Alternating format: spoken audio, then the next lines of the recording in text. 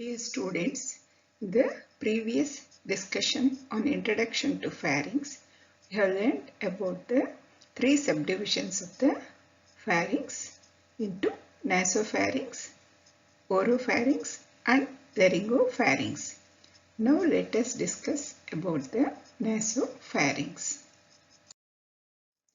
The Nasopharynx is also known as epipharynx and it is located posterior to the nasal cavity. You can see the nasal septum and this is the hard palate. Its continuation soft palate you are seeing, and this is the Nasopharynx. So it is located posterior to the nasal cavity and it extends from the base of skull to the soft palate. So the soft palate is forming the posterior portion of roof of mouth, and it is seen in the form of an arch, and it is a muscular partition between the Nasopharynx and Oropharynx. It is covered by mucous membrane. In this picture, you are seeing the opening of the auditory tube into the Nasopharynx and the tubal elevation, the salpingo-pharyngeal fold you are seeing, which is extending posteriorly.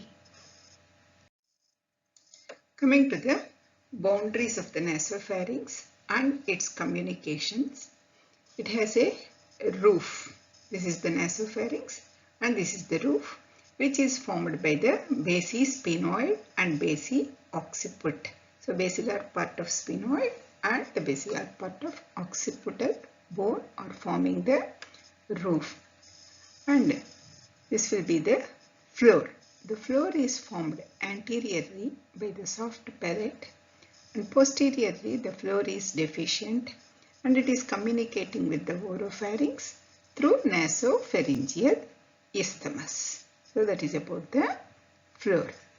And coming anteriorly, it is communicating with the nasal cavity through posterior nasal aperture or cone.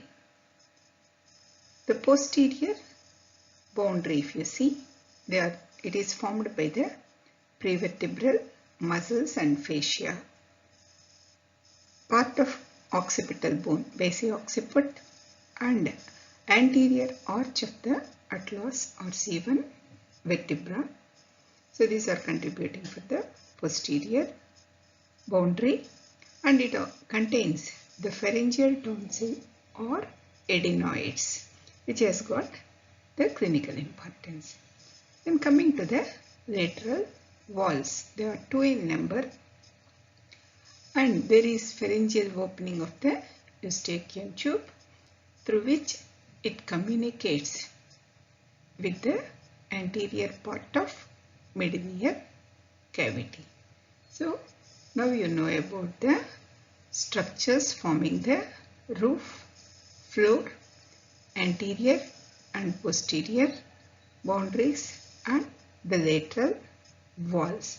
So the communications of the Nasopharynx are through the posterior nasal apertures with the nasal cavity, through the auditory tube with the middle ear cavity, and through the oropharyngeal, Nasopharyngeal Isthmus with the Oropharynx. At this point of our discussion, let us look into the clinical importance of roof and posterior wall of Nasopharynx. There is what is known as Nasopharyngeal bursa or pouch of Laska, which is a midline mucous pouch extending into Nasopharyngeal tonsil, which we said it will be seen in the posterior wall of the Nasopharynx, and it is also known as the adenoids.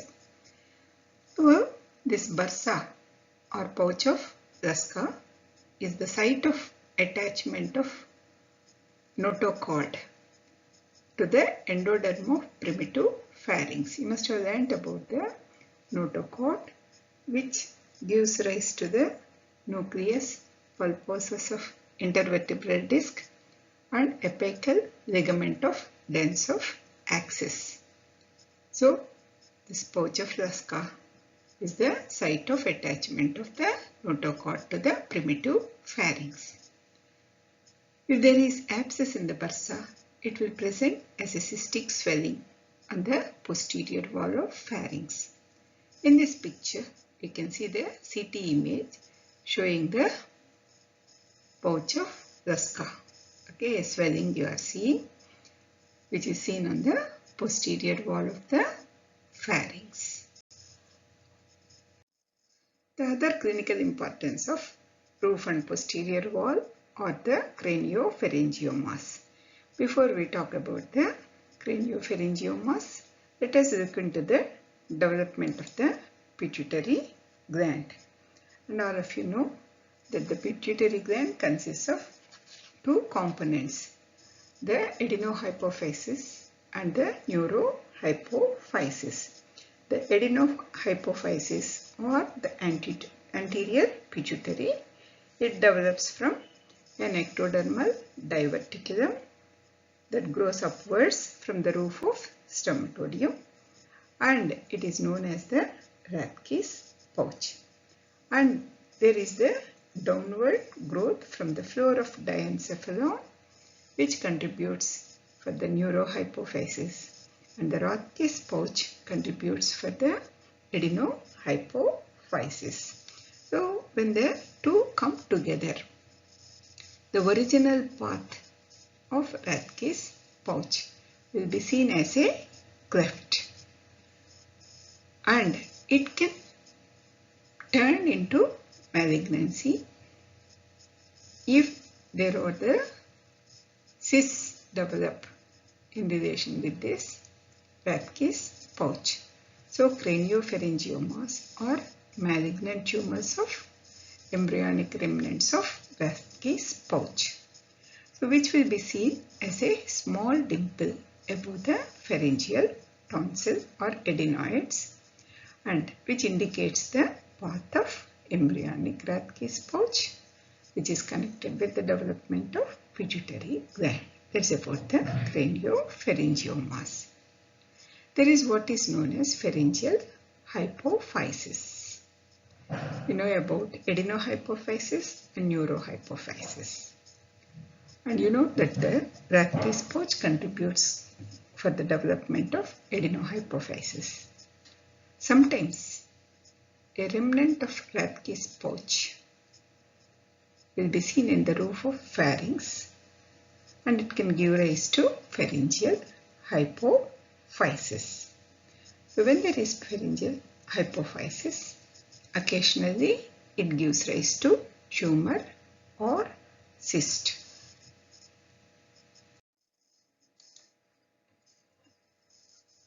There are 5 openings in the wall of the nasopharynx. Let us review what are they. Anteriorly are the 2 internal nares communicating with the nasal cavity, and laterally are the 2 openings that lead into the auditory tube or pharyngotympanic tube or the eustachian tube. And above the eustachian tube, you are seeing the tubal elevations. Then posterior extension salpingopharyngeal fold, in relation with which the tubal tonsils will be present, and behind it there is a recess which is known as the pharyngeal recess or fossa of Rosenmuller, about which we are going to learn shortly. And below is the single opening into the oropharynx, that is the pharyngeal isthmus. So now you understood what are the 5 openings with which the nasopharynx will communicate. Now let us see what is fossa of Rosenmuller. It's a mucus covered, deep and narrow depression in the wall of nasopharynx. This is the fossa of Rosenmuller, and it's also known as the lateral pharyngeal recess, and it is located behind the tubal elevation between the muscles, levator palatini and longus capitis. And its clinical importance is nasopharyngeal tumors develop in the fossa of Rosenmuller. Let us look into the boundaries of the fossa of Rosenmuller. Anteriorly is the eustachian tube and levator palatini muscle. Posteriorly is the pharyngeal wall, mucosa, overlaying the pharyngobasilar fascia and retropharyngeal space.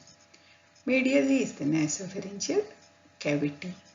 Superiorly, there is the roof, is the foramen lacerum and floor of carotid canal. So this roof has got clinical importance because the fossa of Rosenmuller is the commonest site of origin of nasopharyngeal carcinoma. Through the foramen lacerum, tumors can invade into the cranial cavity. And nearer to the foramen lacerum are the 3rd to 6th cranial nerves. That is the oculomotor, trochlear, trigeminal and abducens nerves. These are nearer to the foramen lacerum. So whenever there is invasion of the tumors from the fossa of Rosenmuller into the cranial cavity, these cranial nerves will be involved. So that is the importance of fossa of Rosenmuller and its relation with the foramen lacerum. Now let us discuss about the pharyngeal isthmus. It's a communication between the nasopharynx and oropharynx. So it is located behind the posterior surface of the soft palate and it is in front of the mucous elevation which is formed by palatopharyngeal sphincter and is known as the Passavant's ridge, and on each side will be the palatopharyngeal arch contributed by the palatopharyngeus muscle. This is the pharyngeal isthmus. And in this picture you can see the pharyngeal tonsil or adenoids in relation with posterior wall. And you can also see the position of the fossa of Rosenmuller behind the tubal elevation and auditory tube. You are seeing it. And coming to the pharyngeal isthmus, its function is it's closed during deglutition or speech and it comes in contact with the soft palate. So there is elevation of the soft palate, contraction of palatopharyngeal sphincter, the tensor palatini and levator palatini muscles. Coming to the functions of nasopharynx, through internal nares it receives the air from nasal cavity along with the dust-laden mucus. It is lined with pseudostratified ciliated columnar epithelium and the cilia will move the mucus down towards the most inferior part of the pharynx. And there will be exchanges of small amounts of air with the auditory tube to equalize the air pressure between the pharynx and the middle ear cavity. So in this picture you can see the soft palate, okay, and then coming into the contact with the posterior wall of pharynx, and this is the pharyngeal isthmus, and above it you are seeing the nasopharynx. Now let us review about the clinical importance of nasopharynx. We have learnt about the pouch of Lasca, which is concerned with the attachment of embryonic notochord to the primitive pharynx where abscesses can develop. Then the craniopharyngiomas, malignant tumor of remnants of Rathke's pouch, and then the development of pharyngeal hypophysis and its clinical importance we have learnt. Then we have learnt about the fossa of Rosenmother, its boundaries and clinical importance, and its importance in relation to the carcinoma of Nasopharynx.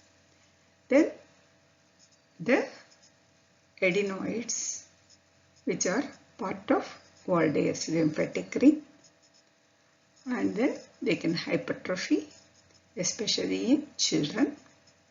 Then visualization of nasopharynx clinically is by posterior rhinoscopy, where by passing a mirror the nasopharynx can be visualized.